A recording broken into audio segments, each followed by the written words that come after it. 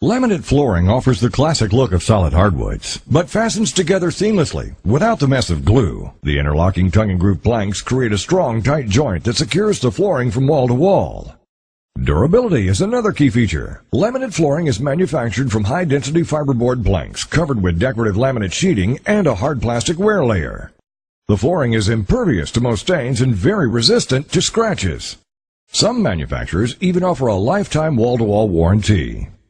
To install the floor, sketch the room on paper and calculate the square footage you'll need. Order extra flooring to account for unusable cut planks. Before installing, make sure the subfloor is clean, dry, and level.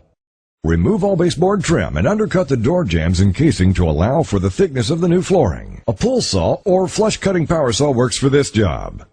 In the project shown, the floor is installed over plywood on the second floor of the house. However, if installing over concrete subfloors, use 6mm polyethylene film as a moisture barrier underlayment. All laminate floors require a foam underlayment to provide extra comfort and noise reduction. Unroll the underlayment, butt together the edges, and secure the seams with duct tape. Cut openings for the heating registers.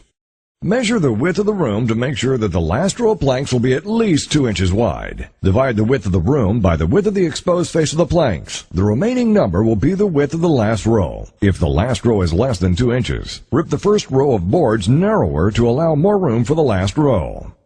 Lay a dry run of the planks to make sure you don't have any tiny sliver of flooring at either end of the room. The flooring planks should have joints staggered by at least 12 inches. Calculate the first 3 rows to make sure the staggered joints won't result in a plank shorter than 6 inches at either wall. If necessary, adjust your layout.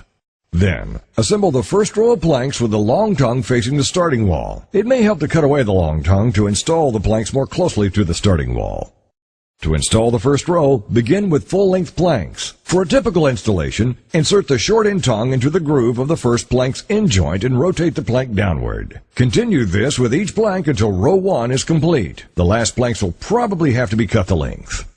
To join the planks of row 2 to row 1, insert the long tongue of row 2's first plank into the groove of row 1 until the laminate edges meet, and then press downward until the joint locks. There should be no gaps at the joints. Remember, too, to always follow the manufacturer's instructions for your particular product, because not all laminate flooring installs the same way.